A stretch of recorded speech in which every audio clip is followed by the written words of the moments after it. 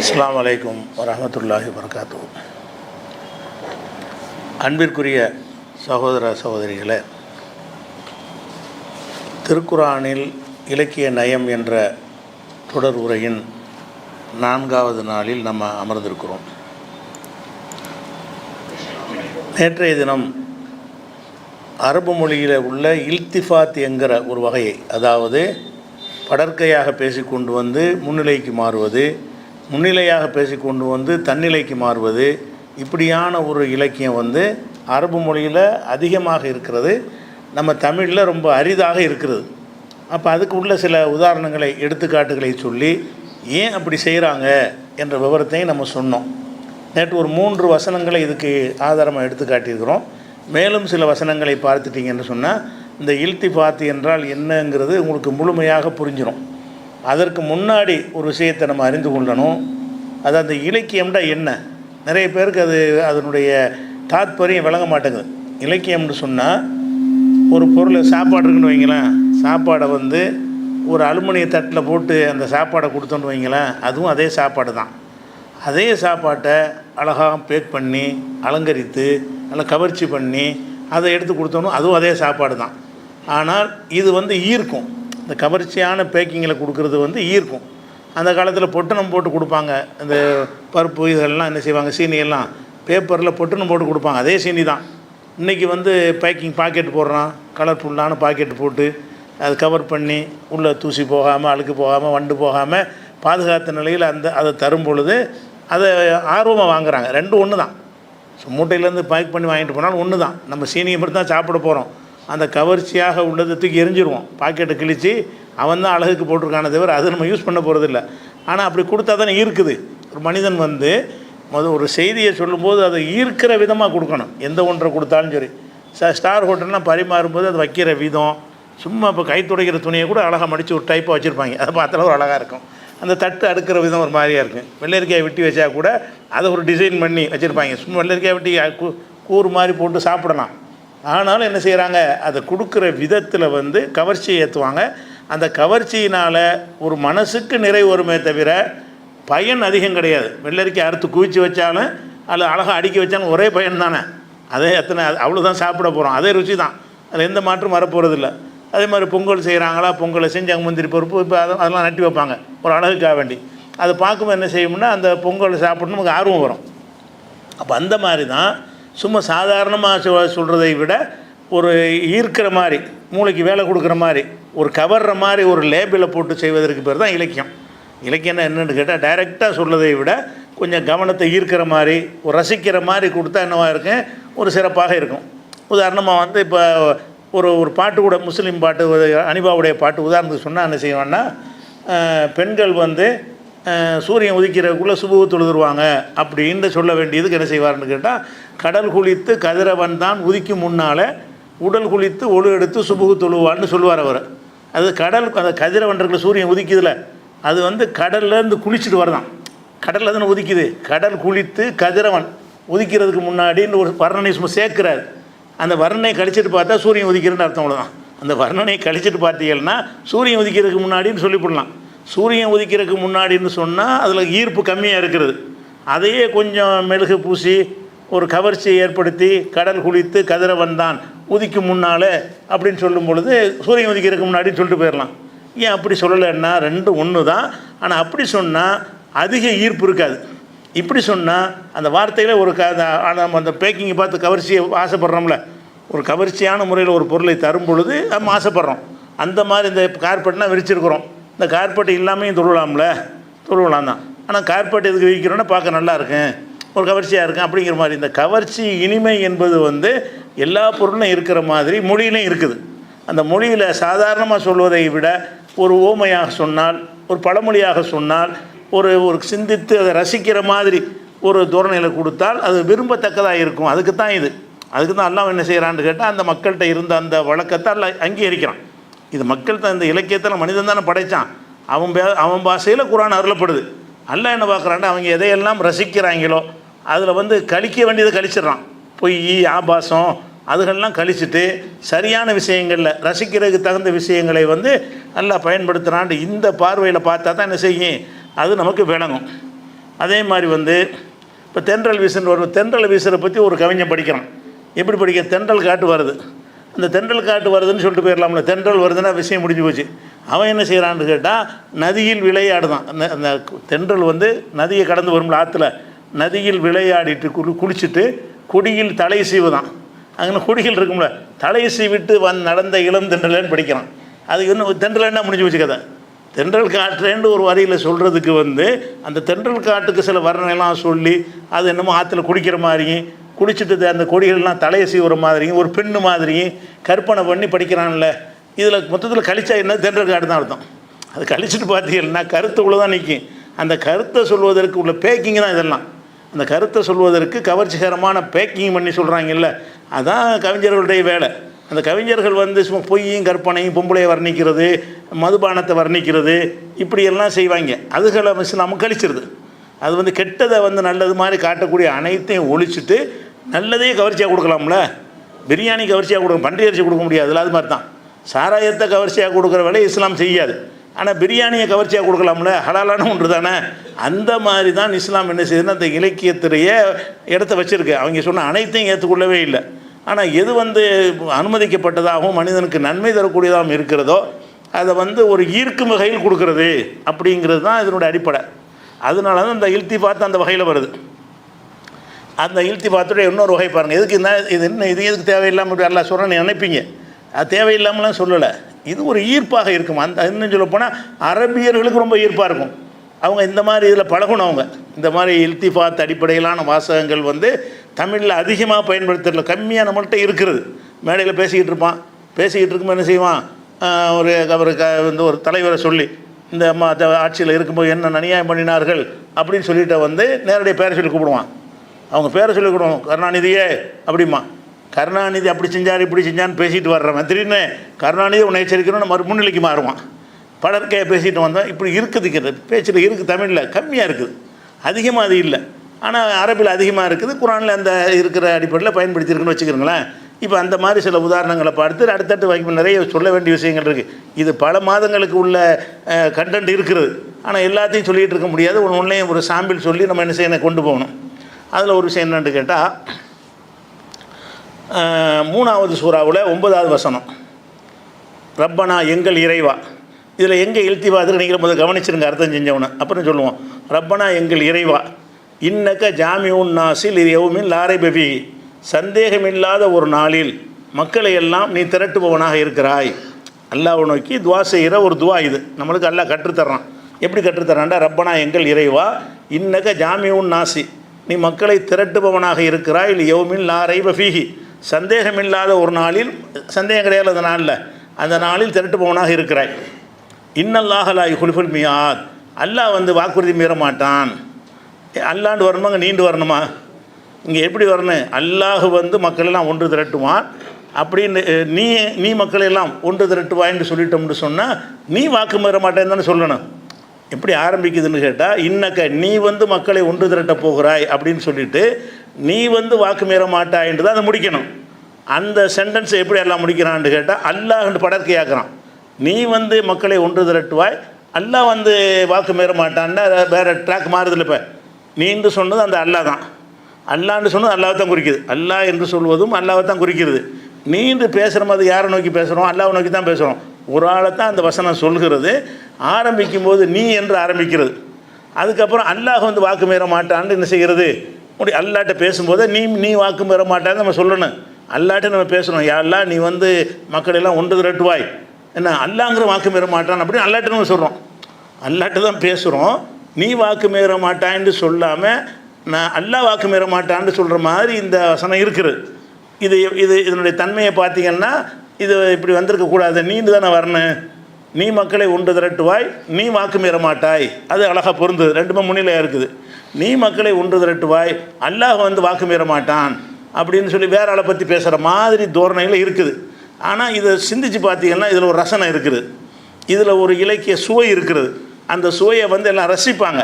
அதுக்காக வேண்டி எல்லாம் என்ன செய்கிறான்னு அந்த கருத்தை வந்து சுவையோடு எப்படி சொல்கிறான்னு கேட்டால், இப்போ வந்து அல்லாங்கிற அந்த கடவுள்ன்ற ஒரு இறைவன் இருக்கிறான் இல்லையா, அவன் வந்து வாக்குறுதி மீற தன்மை இருக்கக்கூடாது இறைவன் சொன்னான்.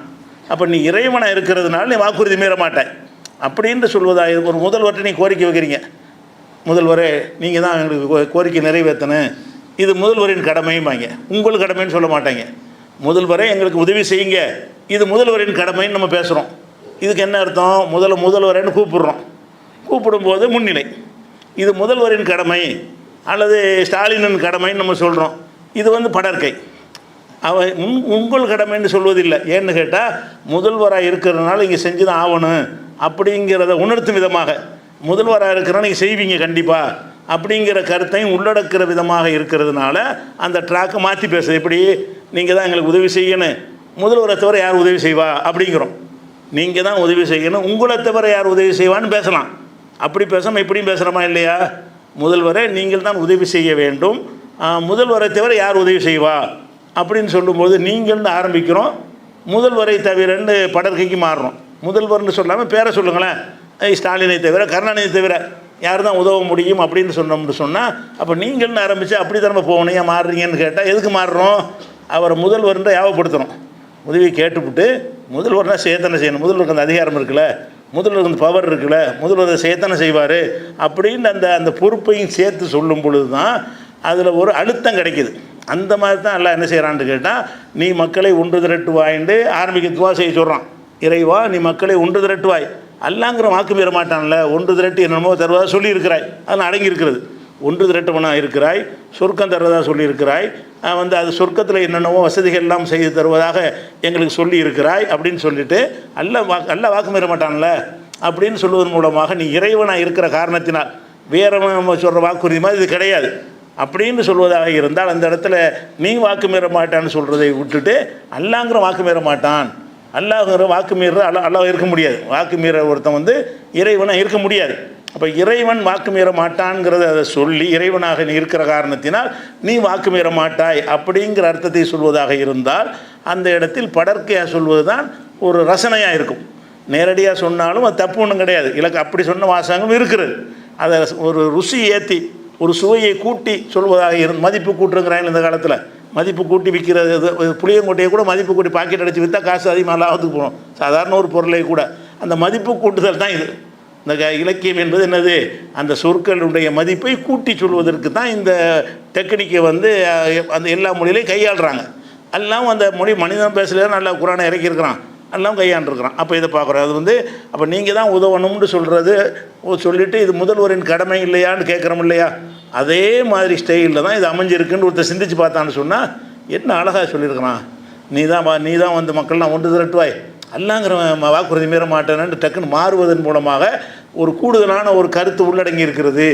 ஒரு ரசிக்கத்தக்க வகையில் அதாவது பேக் பண்ணி அழகாக கவர்ச்சியான பேக்கிங்கில் அந்த கருத்தை நமக்கு தர்றான் அல்லான்னு விளங்குதா இல்லையா? இதுதான் இந்த இல்திஃபாத்துடைய ஒரு வகை. அதே மாதிரி வந்து இதே ஸ்டைலில் உள்ளதான் இன்னொரு வசனம் என்னென்னு கேட்டால், 3வது சூறாவில் 195வது வசனம். அதில் என்ன வருதுன்னு கேட்டால், ஃபஸ்தஜாபலஹும் ரப்புஹும், அவங்களுடைய இறைவன் அவர்களுக்கு பிரார்த்தனை ஏற்றுக்கொண்டான். என்ன ஏற்றுக்கொண்டான்னா, அன்னில் ஆவுதி அமல் ஆமலி மீன்கும், உங்களில் யாருடைய அமலையும் நான் வீணாக்க மாட்டேன். ஒரு வசனத்தில் எல்லாம் சொல்கிறான், நீங்கள் என்ன துவா செஞ்சீங்க, உங்களுடைய எந்த அமலும் கூலி இல்லாமல் நான் வீணாக்க மாட்டேன். மீன் தக்கரிமா உன்சா, ஆணாக இருந்தாலும் பெண்ணாக இருந்தாலும் நீங்கள் செய்கிற ஒவ்வொரு அமலுக்கும் என்னிடத்தில் கூலி இருக்கிறது. பாலுக்கும் இம்பவுலின், சிலரிடமிருந்து உண்டானவர்கள், ஆண்கள்லேருந்து பெண்கள் உண்டாகிறாங்க, பெண்கள்லேருந்து ஒன்றுக்குள்ளே ஒன்றா இருக்கிறவங்க அப்படின்னு சொல்லிட்டு, ஃபல்லதீன ஹாஜரு ஒஹ்ருஜு மின் தியாரிஹிம், யார் ஹிஜ்ரத்து செய்கிறார்களோ, தங்கள் நாடுகளிலிருந்து வெளியேற்றப்பட்டார்களோ, ஊதுஃபி சபீலி எனது பாதையில் தொல்லைக்கு உள்ளாக்கப்பட்டார்களோ, காத்திலோ போர் செய்தார்களோ, குத்திலோ கொல்லப்பட்டார்களோ, லவ் கஃபிரன் அன்ஹும் செய்யாத்தியும் அவங்களுடைய தீமைகளை நன்மையாக நான் மாற்றி விடுவேன். உதுகல் என்னகும் ஜன்னாத்தின் தஜரீமின் தகத்தியல் அன்ஹார் ஆறுகள் ஓடக்கூடிய கீழே ஓடக்கூடிய சொர்க்க சோலைகளையும் அவர்களுக்கு நான் வழங்குவேன். சவாபன் மின்னில்லா அப்படின்னு சொல்லி வழங்குவேன்னு சொல்லிட்டு வந்து அல்லாஹ் முடிக்கும் எப்படி இருக்கிறான்னா, ஒல்லாஹு இந்த ஹுசனுல் சவாப் அல்லாஹ்விடத்தில் அழகான கூலி இருக்குதுன்னு முடிக்கிறான்.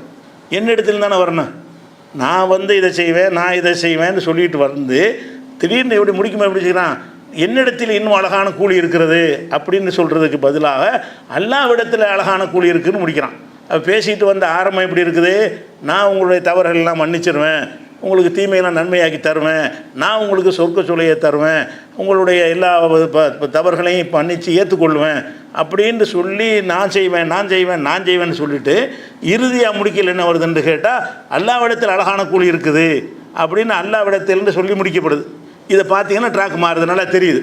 இந்த எப்படி வரணும், உன்னை என்னிடத்தில் வரணும். அல்லாஹ் தானே பேசுகிறான், நான் கூலி தருவேன், நான் மன்னிப்பேன் என்று சொன்னால் என்னிடத்தில் அழகான கூலி இருக்குதுன்னு சொல்லி முடிக்கணும். என்னிடத்தில் அல்லாஹ் சொல்லாமல் என்ன செய்கிறான்னா அல்லாஹ்விடத்தில் சொல்லித்தரான்ல நமக்கு, அல்லாஹ்விடத்தில் அழகான கூலி இருக்குது அப்படின்னு சொல்லும்போது அந்த அல்லாஹ் இருக்கிற காரணத்தினால் அவன்கிட்ட அந்த இதை விட இன்னும் சிறப்பான கூலியெல்லாம் இருக்குது. ஸோ இது அல்லாஹ்ட்ட நம்ம கேட்குறோம், இதை செய்வேன்னு அல்லாஹ் சொன்னாலும் இதை மட்டும் அல்லாஹ் செய்ய மாட்டான், அல்லாஹ்விடத்தில் இன்னும் நிறைய இருக்குன்னு சொல்கிறதையும் சேர்த்து சொல்லும் பொழுது இந்த இடத்துல நீண்டு சொல்வதில் கிடைக்காத ஒரு கூடுதல் ஒரு ரசனை கூடுதல் அர்த்தம் வந்து அல்லாஹ் என்று சொல்கிற இடத்துல கிடைச்சிருது. எப்படி முதல்ல சொன்ன மாதிரி தான், முதல்வர் உதவி செய்யணும், நீங்கள் தான் உதவி செய்யணும், அது முதல்வரின் கடமைன்னு ஒரு உதாரணம் சொல்கிறோம்ல, அந்த மாதிரி தான் இதுவும். என்னது, எல்லாத்தையும் நான் செய்வேன்டா, நீ அல்லாஹ் இருக்கிற நீ செய்தானே செய்வ, நீ அல்லாங்கிற இடத்துல கடவுளாக இருக்கிற காரணத்தினால உன்னிடத்துல இன்னும் அழகானதெல்லாம் இருக்கும், கொஞ்சத்தை தானே சொல்லியிருக்கிற, அல்லாஹ்விடத்தில் இதை விட அழகானதெல்லாம் இருக்குது, அல்லாஹ்வாக இருக்கிறதுனால அவன் தரக்கூடிய அவனுடைய தகுதிக்குள்ளாக தானே இருக்கும். சாதாரண ஆளுக்கு தரக்கூடியது சாதாரண தரத்தில் இருக்கும். இறைவன்கிற அந்தஸ்தில் இருக்கிற நமக்கு ஏதாவது தருவானேயானால் அது மிக உயர்ந்த ஒரு தரத்தில் இருக்குங்கிறதெல்லாம் உள்ளடக்கிற விதமாக அல்லாஹ்விடத்தில் அழகான கூலி இருக்கிறதுன்னு முடிக்கிறான்.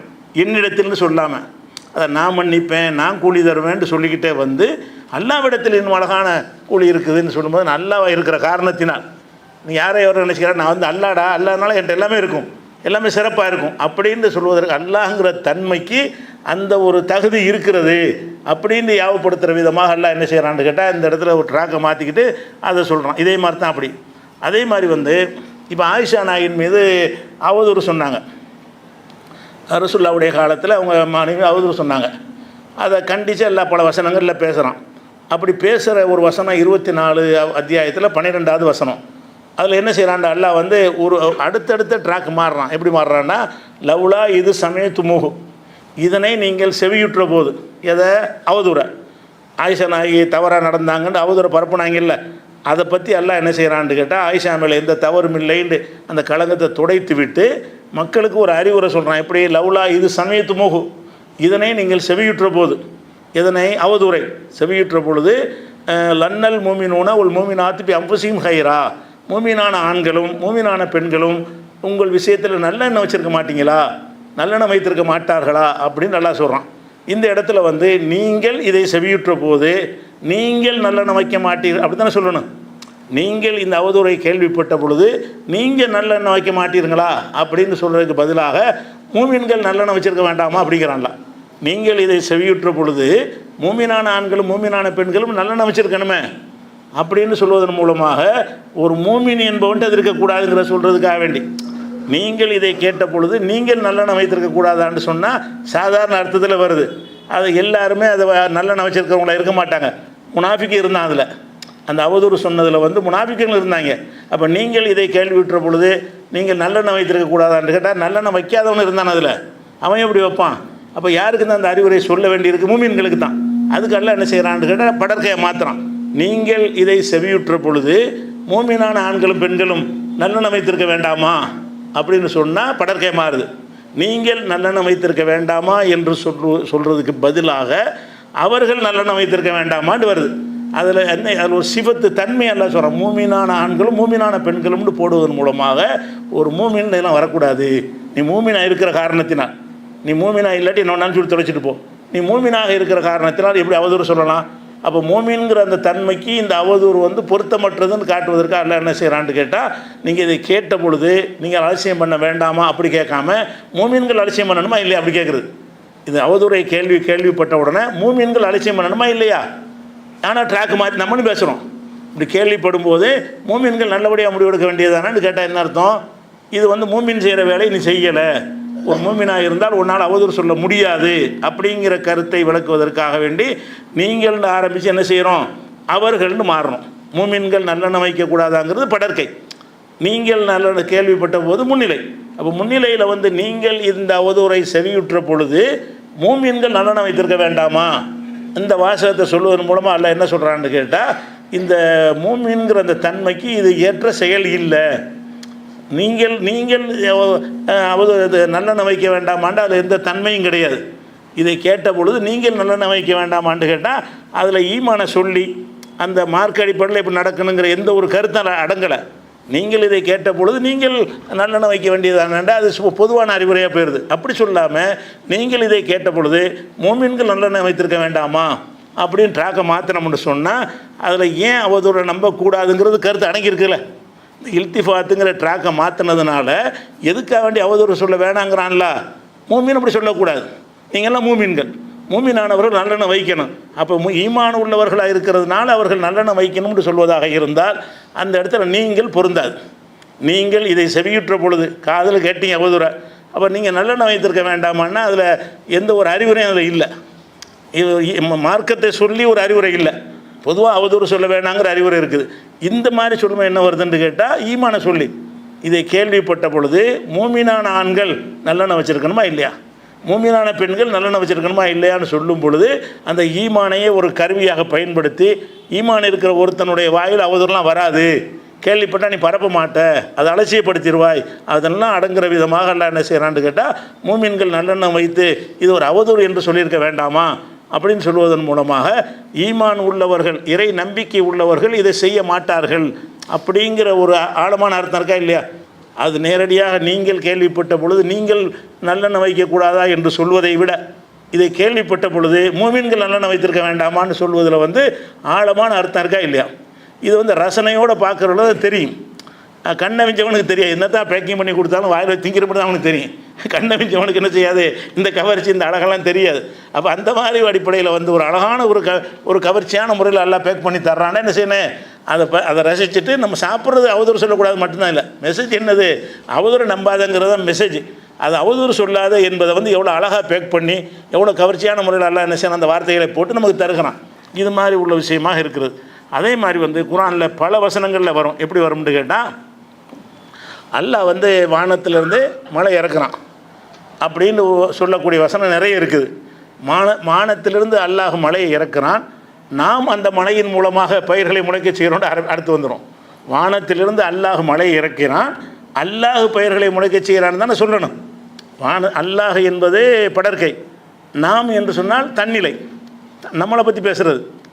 நாங்கள்னா தன்னிலையில் வந்துடுது. ஆனால் அல்லாஹ் எப்படி ஆரம்பிக்கிறான்னு கேட்டால் பல வசனங்கள், இந்த கருத்துப்பட வசனங்கள் வந்து ஒரே மாதிரியாக நிறைய வசனம் இருக்குது. ஒன்று ஒன்றா பார்த்துட்டு மொத்தத்துக்கு ஒரே விளக்கம் தான், எல்லாமே ஒரே மாதிரி இருக்கிறதுனால அனைத்துக்கும் ஒரே விளக்கம் தான். ஹுவல்லதி அன்ஸல மினஸ் ஸமாஇ மாஅன், அவன் தான் வந்து வானத்திலிருந்து மழையை இறக்குகிறான், அவன் தான் ஆரம்பிச்சிச்சு. அது படற்கை. ஃபஅஹ்ரஜனா பிஹி, அதன் மூலம் நாம் வெளிப்படுத்துகிறோம். நபாத்த குல்லி ஷைஇன், ஒவ்வொரு பொருளுடைய விளைச்சலையும், அதிலிருந்து அதிகமான விளைச்சலை நம்ம வெளிப்படுத்துகிறோம். அல்லாஹ் மழை இறக்குறான், நான் வெளிப்படுத்துகிறேன். அது ஏன் நான் வெளிப்படுத்துகிறோன்னு இதுக்கு சொல்லணும், அல்லாஹ் வெளிப்படுத்துவான்னு தானே சொல்லணும். அல்லாஹ் தான் மழை இறக்குறான், அல்லாஹ் தான் மழை இறக்குறான்னு சொல்லும்போது அல்லாஹ் வெளிப்படுத்தினான் என்று சொன்னால் தான் மேலோட்டமான இலக்கியத்துக்கு சரியாக வருது. மேலோட்டமான இலக்கணத்தை பார்த்தீங்கன்னா அல்லாஹ் மழை இறக்குனா, அல்லாஹ் தான் முளைக்க செய்கிறான், அழகாக இருக்குமே அப்படின்னு நினைக்கிறோம். அது மேலோட்டமான அப்படி சொன்னால் தப்பு ஒன்றும் கிடையாது. ஆனால் அது ஒரு ருசிகரமாக இல்லை, அது ஒரு ரசனையாக இல்லை. அல்லாஹ் என்ன செய்யறான்னா ரசனையை சேர்த்ததுக்காக வேண்டி இப்படிமா ஏன் மாற்றினான்னு கடைசியாக சொல்கிறேன். ஒரே மாதிரி எல்லாம் இருக்கிறதுனால அம்புட்டு வசனத்தையும் பார்த்துட்டு எல்லாத்துக்கும் ஒரே ஆன்சர் தான் அது. அப்போ ஹுவல்லதி அன்ஸல மினஸ் ஸமாஇ மாஅன், அவன் வானத்திலிருந்து மழையை இறக்கினான், இது படற்கை. ஃபஅஹ்ரஜனா பிஹி, அதன் மூலம் நாம் வெளிப்படுத்தினோம். நபாத்த குல்லி ஷைஇன், ஒவ்வொன்று. அப்போ நாம்னு சொல்வது யார், அல்லாஹ் தானே.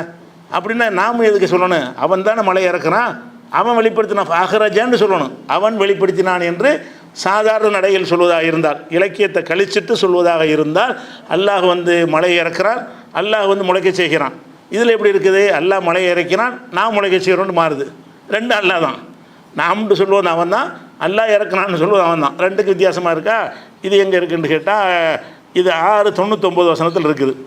அதே மாதிரி வந்து இதே மாதிரி கருத்து 35:9 எடுத்துக்கிறங்க. ஒரே மாதிரி தான் எல்லாமே இருக்கும். ஒல்லாஹ் உள்ளது அரசலர் ரியாக, அல்லாஹ் தான் காற்றுகளை அனுப்புகிறான். இப்போ துசீரு சஹாபன், அது மேகங்களை கிளர்ந்தலை செய்கிறது. காற்று அனுப்பினோன்னு மேகத்தையெல்லாம் அப்படி திரட்டுகிறது.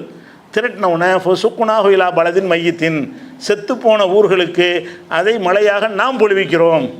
இங்கே வந்து அல்லாஹ் தான் காற்று அனுப்புகிறான்னு சொல்லிட்டு மழையாக வந்து அல்லாஹ் பொழிவிக்கிறான்னு தானே சொல்லணும்.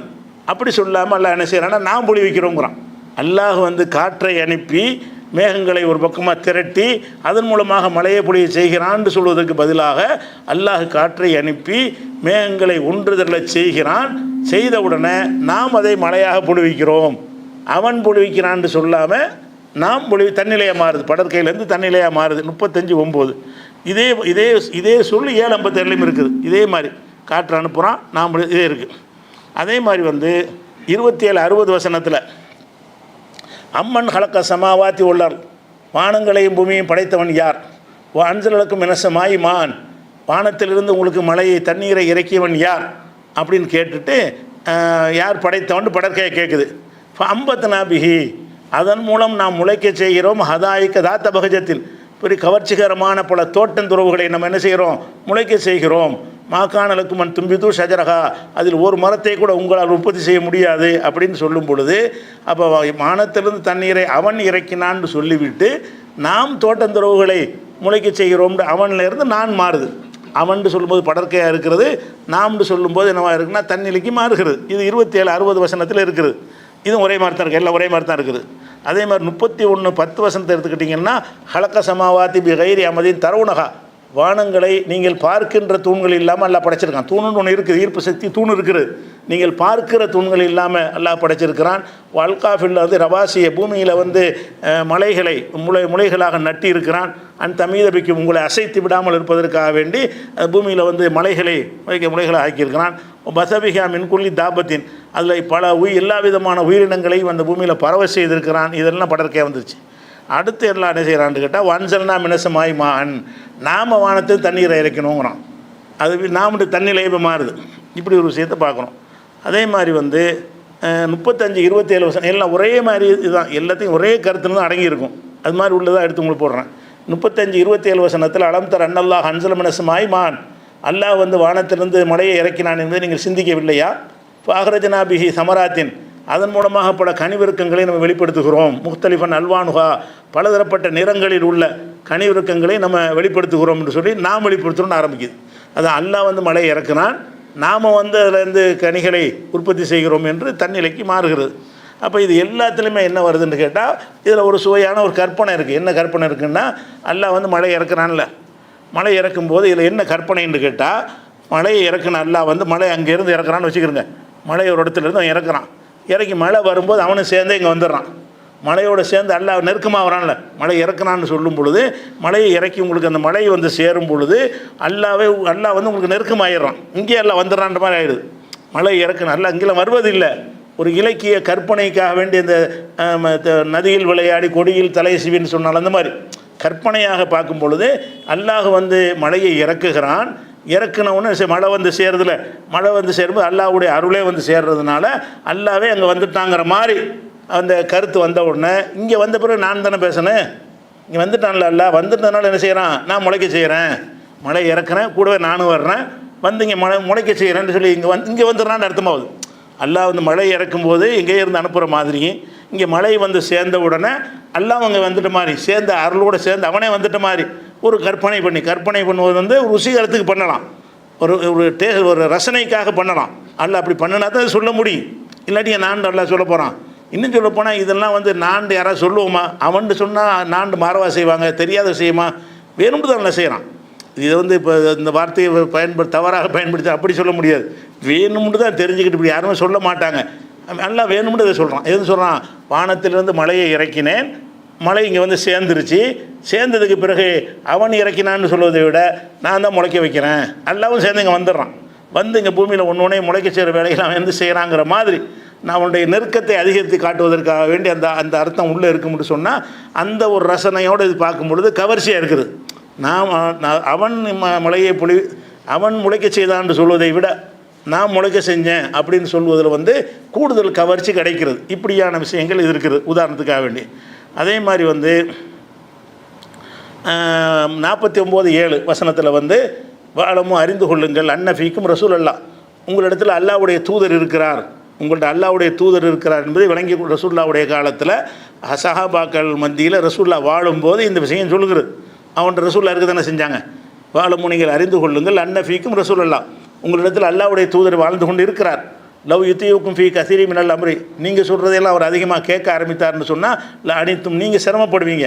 அவர் நல்லது தான் உங்களுக்கு சொல்லுவார் அப்படின்னு சொல்லி லாக்கின் அல்லா ஹப்பப இலைக்கும் ஈமான், அல்லாஹ் வந்து உங்களுக்கு ஈமானை வந்து விருப்பம் உள்ளதாக ஆக்கியிருக்கிறான். ஒரு செய்யனகுபி குழுபிக்கும், ஈமானை வந்து உங்கள் உள்ளத்தில் அழகானதாக ஆக்கி காட்டியிருக்கிறான். ஓ கர்ரா இலைக்கும் குஃபுர ஒல் ஃபுசூக் ஒல் இஸ்யான், குஃபுரை இறை நிராகரிப்பையும் பாவத்தையும் வரம்பு மீறலையும் உங்களுக்கு வெறுப்பாக்கி வைத்து விட்டான் அல்லாஹ் அப்படின்னு சொல்லி இந்த வசனம் என்ன உங்கள்னு ஆரம்பிக்குது.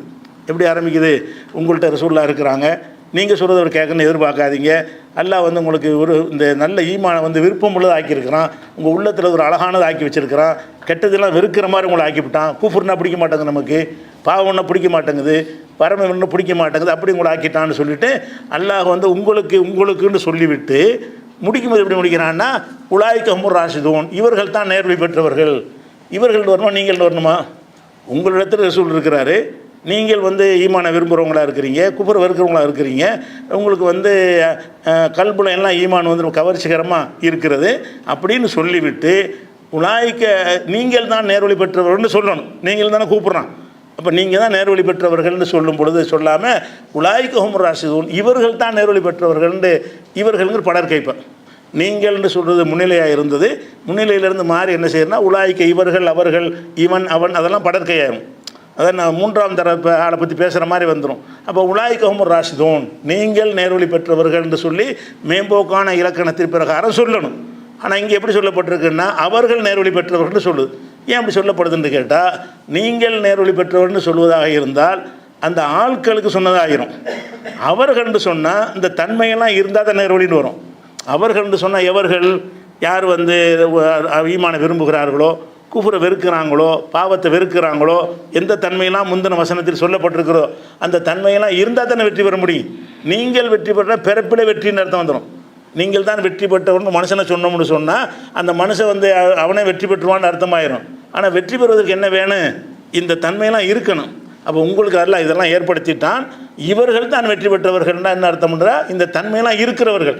நீங்கள் எல்லாரும் கிடையாது, நீங்கள் எல்லாரும் வெற்றி பெற மாட்டீங்க. எல்லாரும் வெற்றி பெறுவதாக அந்த அர்த்தம் வந்துருக்கு. உலாய்க்கன்னு சொல்லாமல் நீங்கள் தான் வெற்றி பெற்றவர் என்று சொன்னால் யார் உனக்கு பேசப்படுதோ அம்புட்டு பேரும் வெற்றி பெற்றவன்னு வந்துடும். ஆனால் அம்புட்டு பேர் வெற்றி பெற மாட்டாங்க. யார்கிட்ட அந்த தன்மை இருக்குதோ அவங்க தான் வெற்றி பெறுவாங்க. அதை சொல்வதற்கு அல்ல என்ன செய்கிறான்னா அவர்கள் அல்லது இவர்கள்னால் கொஞ்சம் நேரத்துக்கு முந்தைய சொன்னோம்ல, இவர்கள் யாரை பற்றி சொன்னோம்? அல்லாஹ் உங்கள்கிட்ட அல்லாவுடைய ரசூல் இருக்கிறாரு, அவர் உங்கள் சொல்லலாம் கேட்க தேவையில்லை, உங்களுக்கு ஈமான அல்லாஹ் விருப்பமானதை ஆக்கிட்டான், அதை கல்புல அலங்கரித்து வச்சுருக்கிறான், உங்களுக்கு வெறுப்பாக்கி குஃபுரு பாவத்தை எல்லாம் வெறுக்கத்தக்கதை ஆக்கிட்டான் அப்படின்னு சொல்வதை அறிந்து கொள்ளுங்கள் அப்படின்னு சொல்லும் பொழுது இந்த தன்மையெல்லாம் யார்கிட்ட இருக்கிறதோ அவர்கள் தான் வெற்றி பெற்றவர்கள். அவர்கள்னு சொல்வது தான் அது பொருத்தமானது. இப்படியான விஷயத்தில் என்ன செய்யுது? இது மாதிரி நிறைய இருக்குது. இந்த உதாரணத்துக்கு இது மாதிரி நீங்கள் குரானை படிக்கும்போது இந்த மாதிரி படர்க்க அவர்னு சொல்லிவிட்டு அவரை பற்றியே நீண்டு சொல்கிற மாதிரி வரும், அவர்னு சொல்லிவிட்டு அவரை பற்றியே நான்கு சொல்கிற மாதிரி வரும். வந்து அந்த அவர்னு வருது மாதிரி நான்கு வருது, எப்படி சரியாக வரும் நீங்கள் யோசிக்க தேவையில்லை. நீங்கள் சிந்திச்சு பார்த்தீங்கன்னு சொன்னால் அதில் இந்த மாதிரியான ஒரு ஆழமான கருத்து நீங்களே விளங்கி ரசிக்கலாம்.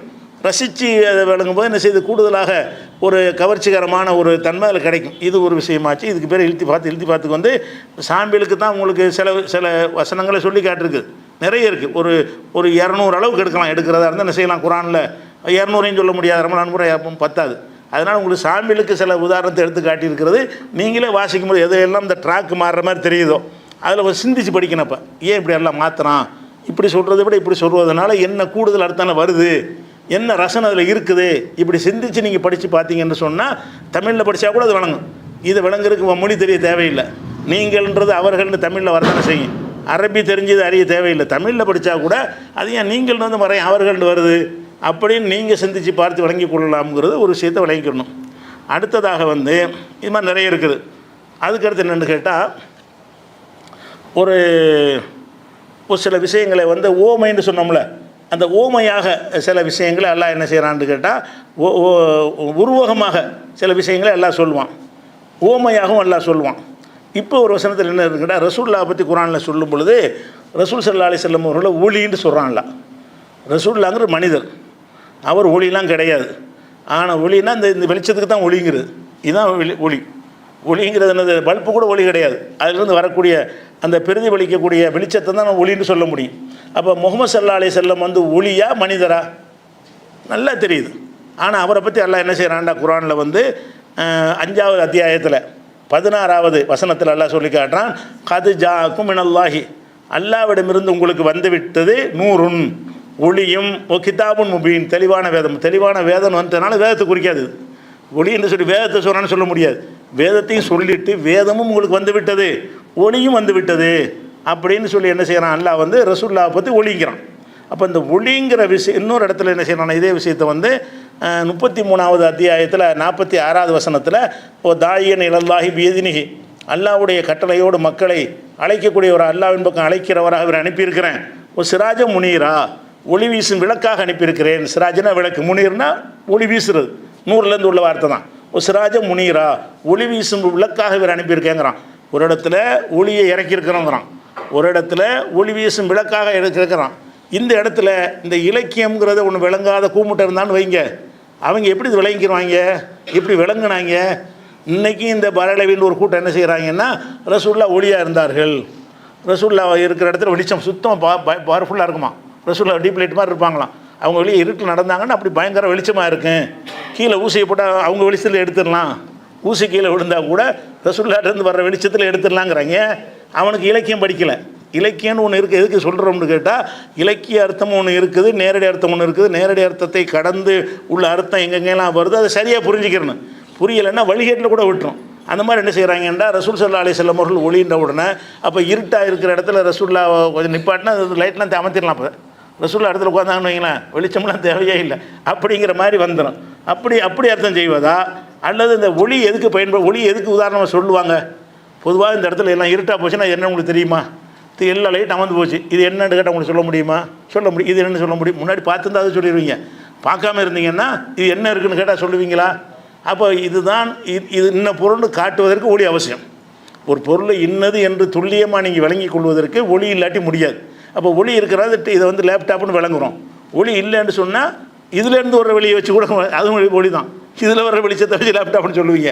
இது மூடி வச்ச லேப்டாப்பாக இருந்தால் உங்களுக்கு என்ன செய்ய முடியாது, இது என்னன்னு உங்களுக்கு தெரியாது. சரியான கும்மிருட்டாக இருக்குது. கும்மிருட்டில் என்ன மாதிரி தெரியுமா? ஒன்றும் தெரியாது. பாம்பும் தெரியாது, பதரும் தெரியாது. உங்களுக்கு ஒரு குச்சியும் அப்படி தான் தெரியும், பாம்பு அப்படி தான் தெரியும். அப்போ நம்ம ஒரு பொருளை பார்த்த உடனே பளிச்சென்று சரியானதை கண்டுபிடிக்கிறதுக்கு உள்ளதுக்கு பேர் தான் ஒளிங்கிறது. ஒளியுடைய ஒரு தன்மை என்னது? ஒளி இருந்துச்சுன்னு சொன்னால் கையாக தெரியும், காலாக தெரியும், கண்ணாக தெரியும், மனுஷன் தெரியும், யானையாக தெரியும், பூனையாக தெரியும், அதுவாக தெரியும். எது என்னவாக இருக்கிறதோ அதுவாகவே உங்களுக்கு தெரியணுமாக இருந்தால் அதற்கு அவசியம் என்னது? ஒளி அவசியம். அப்போ இந்த ஒளின்னு சொல்வதை வந்து இந்த தன்மை இருக்கிறதுனால உங்களுக்கு கெட்டது இது நல்லதுன்னு ஒருத்தர் பிரித்து காட்டுறதுக்கு வர்றாருன்னு வைங்க, அவரை ஒளின்னு சொல்லலாம். ஒளியோடு ஒப்பிடுவது, ஊமையாக்குவது, அவரே ஒளின்னு தான்லாம். ஒளியை போலன்னு சொல்லாமல் உருவகமாக்கி போடுறான்ல. முகமது வந்து அவர் 100 என்ன அர்த்தம்? அவரே ஒளி. அவர் எப்படி ஒளியாவார்?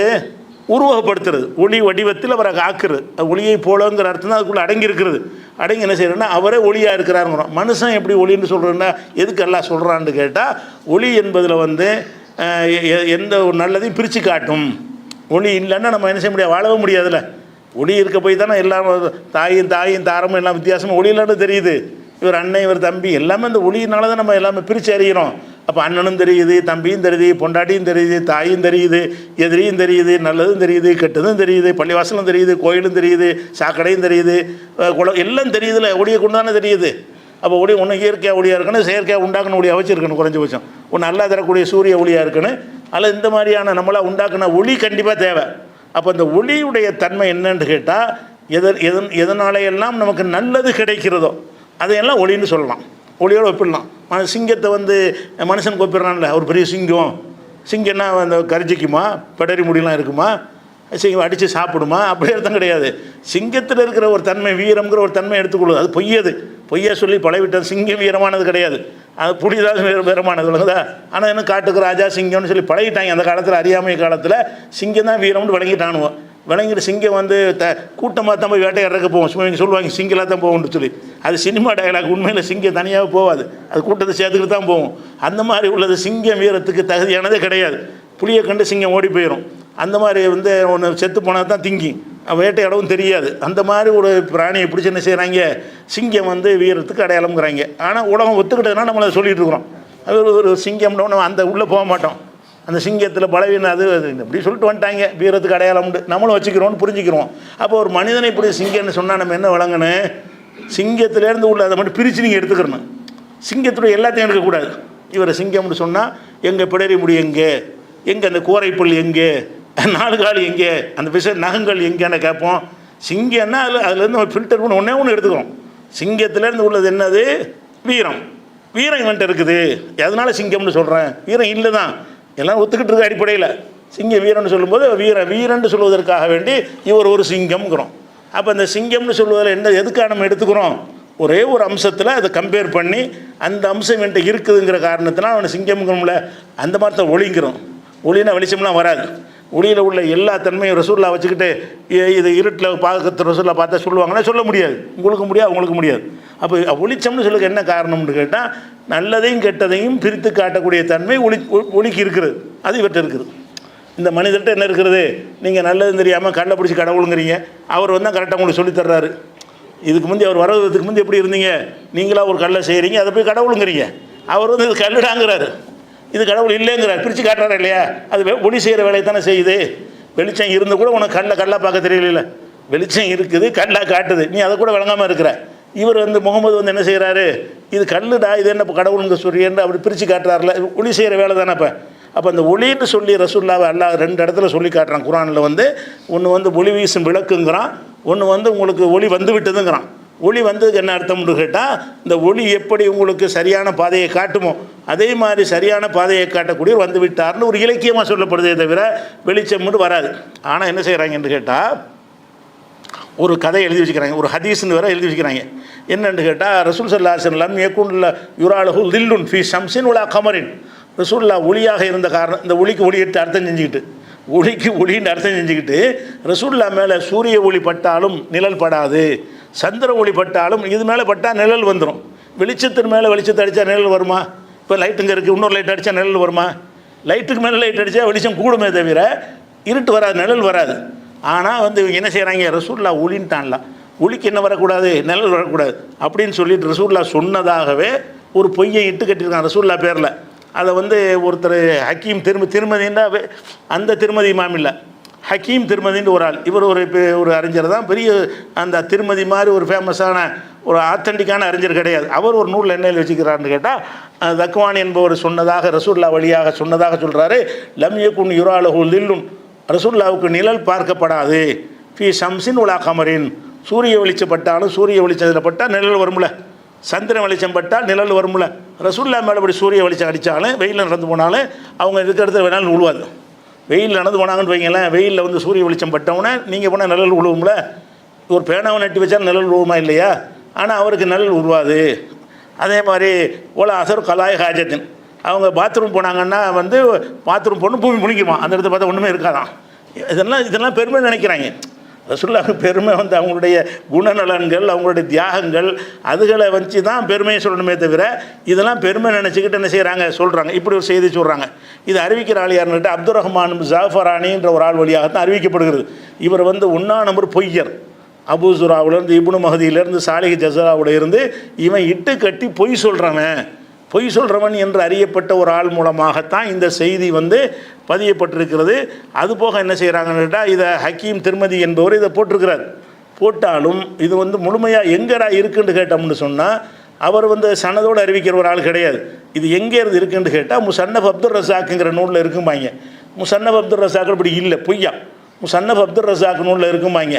முசன்னஃப் அப்துல் ரஸாக்கு பூரா தேடி பார்த்தாலும் இந்த வாசகம் இருக்காது. அறிவிப்பாளர் வரிசையோடு ஆத்தன்டிக்கான வரிசையோடு உள்ள நூல் தான் அப்துல் ரஸாக்குங்கிறது, அதில் கிடையாது. அதுக்கப்புறம் என்ன செஞ்சிட்டாங்கன்னு கேட்டால், இது வந்து அவர் வேற ஒரு புக் எழுதியிருந்தார், அந்த புக்கில் இருந்திருக்குது அப்படின்னு சொல்லி என்ன செய்கிறாங்கன்னு கேட்டால் அதுக்கு ஒரு சமாளிப்பு ஒன்று சொல்கிறாங்க. அப்படி ஒரு புக்கு அவர் எழுதவே கிடையாது. அது என்ன புக்கு சொல்கிறாங்கன்னு கேட்டால், அந்த புக்கு பேரே சொல்லிடுறேன்.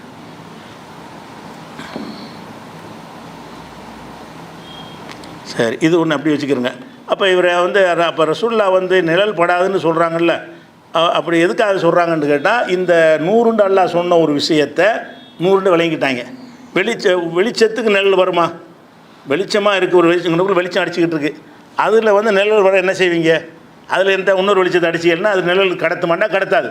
அப்போ நிழல் வர்றதா இருந்தால் வெளிச்சத்திலேருந்து வராது என்ற காரணத்தினால இப்போ ரசூல்லா ஒளின்னு சொன்னதுனால அவரை வந்து வெளிச்சம்தான் அவங்க ராத்திரியில் நடந்தாலும் வெளிச்சமாக இருக்கும், வீட்டில் உங்களுக்கு இருட்டில் சாப்பாடுக்கு லைட்டு தேவையில்லை, அவங்களே உட்காந்து அந்த வெளிச்சத்தில் எல்லாம் செஞ்சுருவாங்கங்கிற மாதிரி கருத்தில் சொல்கிறாங்க.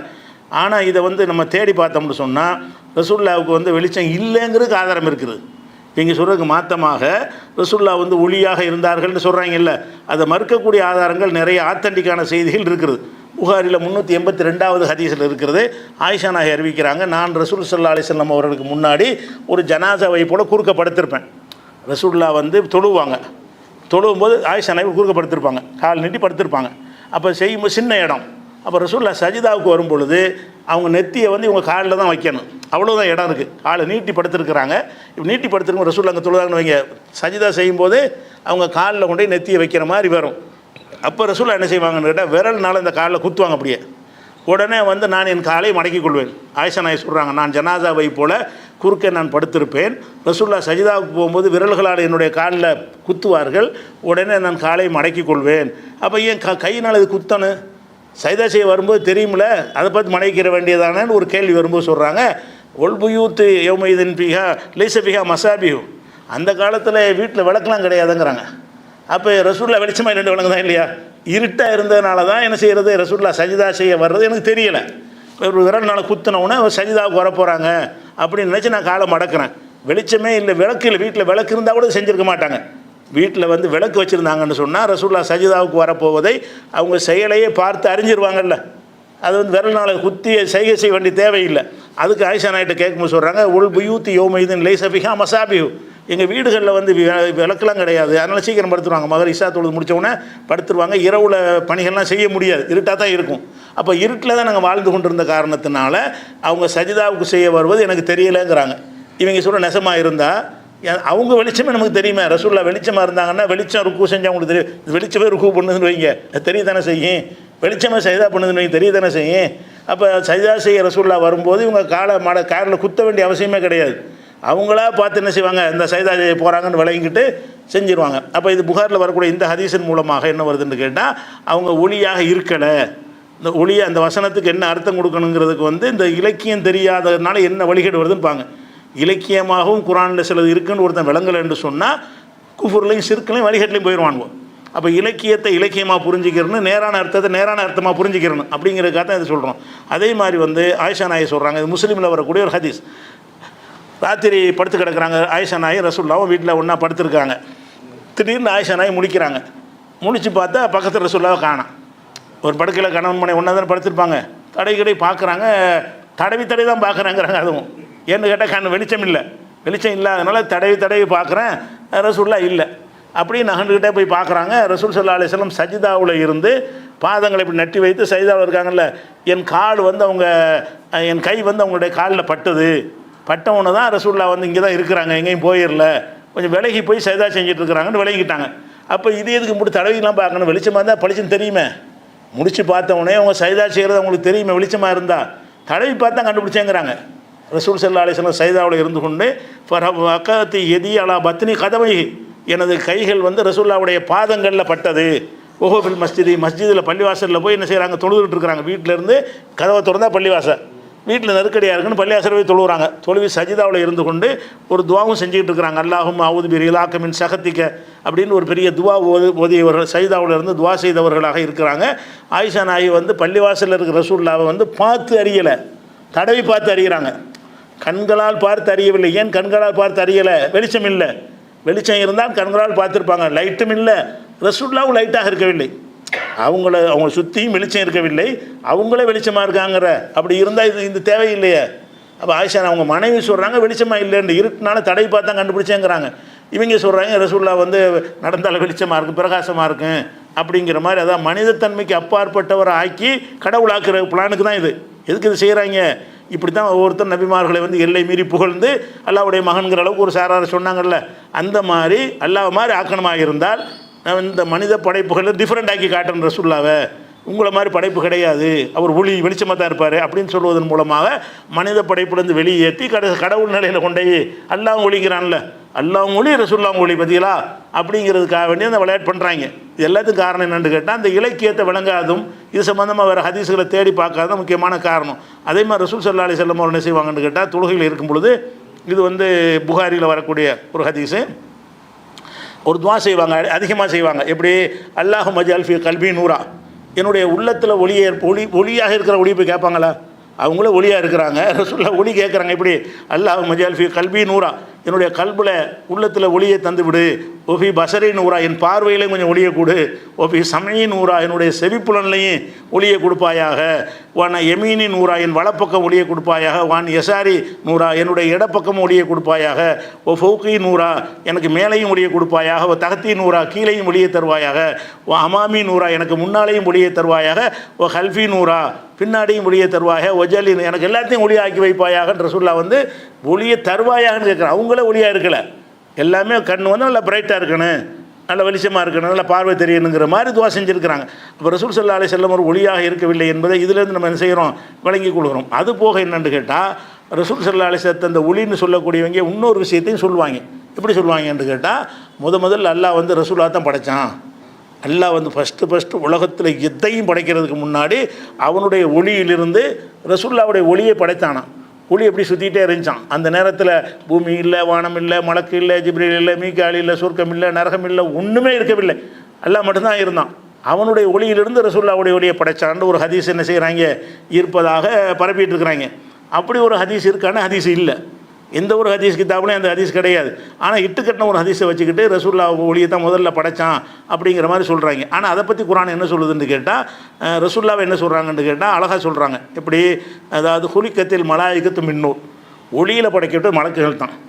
ரசூலுல்லாஹ் மலக்கு இல்லையில, ஒளியில் படைக்கப்பட்டது மலக்கு. ஓ ஹுலிக்கல் ஜான்னு மாரிஜி மின்னா, நெருப்பில் படைக்கப்பட்டது ஜான், ஜின்னு வர்க்கங்கள் நெருப்பில் படைக்கப்பட்டது. ஓ ஹுலிக்க ஆதம் படைக்கப்பட்டார். மிம்மா உசிபலக்கும், உங்களுக்கு ஏற்கனவே அல்லாஹ் சொல்லியிருக்கிறான்ல, அதிலிருந்து படைக்கப்பட்டாருங்கிறாங்க, மண்ணில் இருந்து. அப்போ ஆதமுன்னு கொண்டு மனிதன் அர்த்தம். அப்போ மனிதன் வந்து மண்ணில் படைக்கப்பட்டான்னு குர்ஆன் சொல்லுகிறது. இவங்க என்ன செய்கிறாங்க? ரசூலுல்லாஹ்வுடைய ஒளியை மட்டும் தனியாக படைச்சி வச்சானா. அது எப்படி நீ சொல்லணும்? ரசூலுல்லாஹ் வந்து ஆகாயத்தில் பொத்துன்னு இறங்கி தான் நீ சொல்லணும். அவர் அப்துல்லா மூலமாக ஆமினா மூலமாக, ஆமினா வயிற்றில் 10 மாதம் இருந்து அதுக்கு பிறகு எல்லா மனிதன் பிறந்தது கூட பிறந்து வந்திருக்கும் போது எப்படி ஒளியாக வந்தார்னு சொல்ல முடியும்? ஒளியாக சொல்லலாம். எப்படி சொல்லலாம்? நானே இந்த மனிதனுடைய சந்ததியாக ரசூலுல்லாஹ் வராமல் அந்த 570 ஆண்டு நபிங்கிறாங்கல்ல, அன்றைக்கி ஆகாயத்தில் பார்த்தோம், அப்படி உருவம் இறங்கி வந்துச்சு, அப்படி வந்துச்சுன்னா நீங்கள் சொல்லலாம் அல்லாஹ் இறக்கி வச்சுட்டான்னு சொல்லி மனித படைப்புன்னு சேர்க்காமல் இருக்கலாம். அவர் எப்படி வந்தார்? இதே மாதிரி குழந்தையாக இருந்தார், பால் குடித்தார், தவழ்ந்தார், ஆடு மேய்ச்சார், எல்லாமே மனிதனாக தானே இருந்தார். மனிதனுடைய விந்திலிருந்து தான் உற்பத்தி ஆகுறாரு, மனிதனுடைய தாயுடைய கருவையில் தான் வளர்கிறாரு. அவ்வளோ செஞ்சுட்டு மனிதனாக தான் குழந்தையாக இருக்கும்போது இருக்கிறாரு. மனிதன் படக்கூடிய எல்லா விதமான கஷ்டங்களையும் துன்பங்களையும் சந்திச்சார். நல்ல வரலாறு இருக்கிறது. எந்த வருஷம் பிறந்த ஒரு பக்கம் என்னென்னு கேட்டால் ரசூலுல்லாஹ்வுக்கு 1500 பிறந்தநாள் வரை கொண்டாடுவாங்க. எவ்வளோ முரண்டு பாருங்கள். அது ஆரம்பத்தில் இருந்தவர் அவர் தானே, அவன் 1500 பிறந்தநாள் கொண்டாடுற, அவர் அதிலே இருந்தார்னு சொல்லிக்கிறாங்க ஒரு பக்கம். அப்புறம் என்ன செய்கிறாங்க? அப்போ தான் 1500 வருஷம் ஆகுது. 1500 வருஷம் ஆகுது என்ன அர்த்தம்? 1100 வருஷம் பிறந்தநாள் கொண்டாடினேன் என்று சொன்னால் அவர் மனிதனாக பிறந்தார்னு அர்த்தம், ஒளியில் படைக்கப்படலன்னு அர்த்தம். மனிதனுடைய தாய்க்கும் மனிதனுடைய தந்தைக்கும் பிறந்திருக்காருன்னு அர்த்தமாகுதா இல்லையா? அவ்வளோ முரண்பாடாக பேசுகிறாங்க. அது ஒரு விஷயம். அல்லாஹ் குர்ஆன் என்ன சொல்கிறான்னு கேட்டால் 6வது சூராவில் 2வது வசனத்தில் ஹுவல்லதி ஹலக்ககும் மின் தீன், உங்களை களிமண்லேருந்து படைச்சிருக்கிறான் அல்லாஹ். மனித இனத்துக்கு உள்ள ஒரு விஷயத்தை எல்லாம் சொல்லி காட்டுறான். அதே மாதிரி வந்து 32:8 சொல்லி காட்டுறான். பத ஹல்கல் இன்சானி மின் தீன், மனிதனை களிமண்ணிலிருந்து படைக்க துவங்கினான். முதல் மனுஷனுக்கு தான் இது, நம்மளாம் களிமண் கிடையாது. சும்மஜார நசலகு மின் சுலாலத்தி மிம்மாயின் மகின், பிறகு அவருடைய சந்ததிகளை வந்து அவரிடமிருந்து வெளிப்பட்ட நீர்ச்சத்திலிருந்து, அது விந்திலிருந்து அதை படைத்தான். அவர் மட்டும் களிமண்ணில் படைக்கப்பட்டார், பாக்கியெல்லாம் அவரிடமிருந்து வந்த விந்து துளியிலிருந்து படைக்கப்பட்டிருக்கிறாங்கன்னு அல்லாஹ் 32:8 சொல்லி காட்டுறான். அதே மாதிரி அல்லாஹ் சொல்கிறான் 35:11 சொல்லி காட்டுகிறான். உல்லாஹ் ஹலகக்கும் மின் துராபின், அல்லாஹ் உங்களை மண்ணிலிருந்து படைத்தான். சும்ம மின் நுத்ஃபத்தின், பிறகு விந்திலிருந்து படைத்தான். மண்ணிலிருந்து படைத்தான் என்பது ஆதமுக்கு, விந்திலிருந்து படைத்தான் என்பது அவருடைய சந்ததிகளுக்கு. அப்போ முதல் படைப்பாக மண்ணிலேருந்து படைக்கிறான். அப்புறமேல உங்களை எல்லாம் வந்து விந்திலிருந்து படைத்தாண்டு இவ்வளவு தெளிவாக இருக்கும்போது இதில் ரசூல்லா வருவாங்களா வரமாட்டாங்க, உங்களுங்கிற வருவாங்களா வரமாட்டாங்களா? அந்த ரசூல்லா தான் இந்த குர்ஆன் நமக்கு சொல்கிறாங்க. அப்போ நீங்கள் உங்கள்னு வருவதெல்லாம் அல்லாஹ்வுடைய ரசூலை சேர்த்து குறிக்கிறது. இவங்க அதை பிரித்து பார்த்து என்ன செய்கிறாங்க, அப்படி ஒரு கதையை புடைஞ்சிக்கிட்டு இருக்கிறாங்க. அது மாத்திரமெல்லாம் ரசூல் ஸல்லல்லாஹு அலைஹி வஸல்லம் வாழ்ந்த காலத்தில் என்ன செஞ்சாங்கன்னு கேட்டால், மக்கள்கிட்ட போய் ஒரு விஷயத்தை அல்லாஹ்வே சொல்கிறான். இப்படி சொல்கிறான், குல் இன்னமான பஷரும் மிஸ்லுக்கும், நபியை நீங்கள் மக்கள்கிட்ட போய் சொல்லணும், நான் உங்களை போன்ற மனிதன். அப்படின்னு என்ன அர்த்தம்? ஊழியெல்லாம் கிடையாதுன்னு அர்த்தம். உங்களை போன்ற மனிதன் என்ற வகி வர்றதை தவிர அப்படி அழகாக சொல்லப்படுது. எப்படி? குல் இன்னமான பஷரும் மிஸ்லுக்கும் யூஹா இலைய, நான் உங்களை போன்ற மனிதன், ஆனால் எனக்கு வகி வருது. இது டிஃப்ரெண்ட்டாக தான். உங்களுக்கு எனக்குள்ள வித்தியாசம் என்னன்னு கேட்டால், இறைவன்ட்டு செய்தி உங்களுக்கு வராது, எனக்கு வரும். மற்றவரை நீ மனுஷன் நான் மனுஷன் தான் அப்படின்னு நபியை நிமி சொல்லிடு மக்கள்கிட்ட. உன்னை கடவுள் ஆக்கிடுவாங்கன்னு இவ்வளோ எச்சரிக்கை பண்ண பிறகு ஆக்கிட்டானுல. இவ்வளோ எச்சரிக்கை பண்ண பிறகு ரசூல்லா வெளியே வெயில் படாது நிழல் படாதுன்னு கட்டுக்கதையை அவிழ்த்து விட்றாங்களே. அப்போ அல்லாஹ் என்ன சொல்கிறா, குல் இன்னமான பஷரும் மிஸ்லுக்கும், நான் உங்களை போன்ற ஒரு மனிதனாக இருக்கிறேன். யூஹா இலைய, எனக்கு வஹியாக அறிவிக்கப்படுகிறது. அன்னமா இலாகும் வாஹிதும், உங்களுடைய ஒரே இறைவன் அல்லாஹ்தான் என்று எனக்கு வஹி வருது. அதை தவிர நீனும் மனுஷன் நானும் மனுஷன் அப்படின்னு 18வது அத்தியாயத்தில் 110வது வசனத்தில் எல்லாம் சொல்லி காட்டுறான். அதே மாதிரி 43வது அத்தியாயத்தில் 6வது வசனத்திலையும் இதே வாசகம் இருக்குது. எப்படி? குல் இன்னமான பஷரும் மிஸ்லுக்கும், நபியே மக்கள்கிட்ட போய் சொல்லிடுறேன், நானும் மனுஷன் சொல்லிவிடு, உங்களை போன்ற மனிதன் சொல்லிவிடு, நல்லா எச்சரிக்கை பண்ணுறான், உத்தரவு போடுறான். அப்போ ரசூல் ஸல்லல்லாஹு அலைஹி வஸல்லம் அவர்களை போய் மனிதர் என்று பேச சொல்கிறான்னா என்ன அர்த்தம்? இவங்க சொல்கிற மாதிரி டிஃப்ரெண்ட்டாக இருந்தால் அதை சொல்ல தேவையே இல்லை. எங்களை மாதிரி இல்லையப்பா, நீ வெளிச்சமாக பார்க்கன்னு கேட்டிருப்பாங்களே, நீ எங்களை மாதிரி இல்லையே, நீ ஒரு டிஃப்ரெண்ட்டான அளவில் இருக்கன்னு கேட்டிருப்பாங்களே. அவங்க எப்படி சொல்லலை. அவங்க என்ன சொன்னாங்கன்னு கேட்டால், டிஃப்ரெண்ட் இல்லைன்னு தான் அவங்கள வாதமை. ரசூலாக ஏற்றுக்கலன்னு கேட்டால், மாலிஹாதர் ரசூல், இவர் என்ன ரசூல், ஏக்குழு தாம் உணவு சாப்பிடுகிறார், எம்சிஃபுல் அஸ்வாக், கடை வீதிகளுக்கெல்லாம் போய் நடமாடுறாரு, இவர் போய் நாங்களும் போகிறோம் அவரும் போகிறோம், இது என்ன அவர் இறை தூதருங்கிறாங்க. அப்போ இறை தூதர்கிட்ட டிஃப்ரெண்ட்டாக ஒன்றே அவங்க பார்க்கல.